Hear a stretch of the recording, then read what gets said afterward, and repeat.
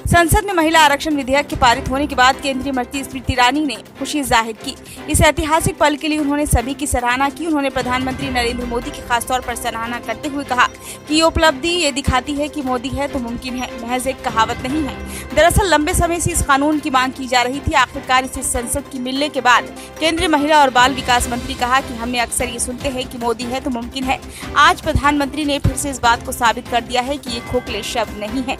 इससे पहले लोकसभा और विधानसभाओं में महिलाओं के लिए 33% आरक्षण के प्रावधान वाला 128वां संविधान संशोधन विधेयक गुरुवार को राज्यसभा में पास हो गया। दिन भर की लंबी चर्चा के बाद इसे पारित कर दिया गया।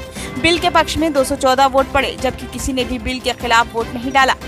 इसी के साथ संसद और विधानसभाओं में महिला सशक्तिकरण की राह में बीते 27 साल से पड़ा सूखा खत्म हो गया और नए संसद भवन ने पहले ही सत्र में नारी शक्ति का वंदन करने का नया इतिहास रच दिया।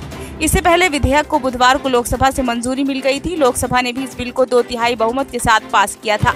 इसके पक्ष में 454 और विरोध में 2 वोट पड़े थे। विधेयक के पास होने के बाद प्रधानमंत्री नरेंद्र मोदी ने कहा कि हमारे देश की लोकतांत्रिक यात्रा में एक निर्णायक क्षण है।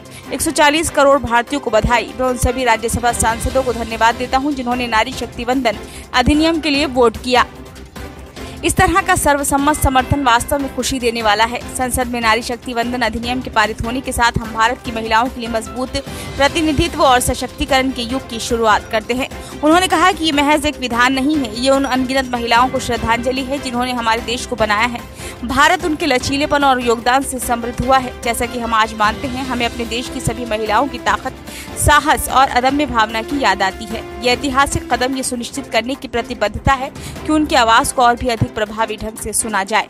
पिछले 2 दशक से अधिक समय से शायद ही कोई संसद सत्र होगा जिसमें महिला आरक्षण की बात न उठी हो। इस बार दोनों सदनों से पास हुआ बिल संविधान संशोधन विधेयक है, जिसे नारी शक्ति वंदन अधिनियम नाम दिया गया है। इसके अंतर्गत लोकसभा और राज्य विधानसभाओं में महिलाओं के लिए 33% सीटों पर आरक्षण का प्रावधान है। इसी 33% में से 1/3 सीटें अनुसूचित जाति और जनजाति की महिलाओं के लिए आरक्षित की जानी है।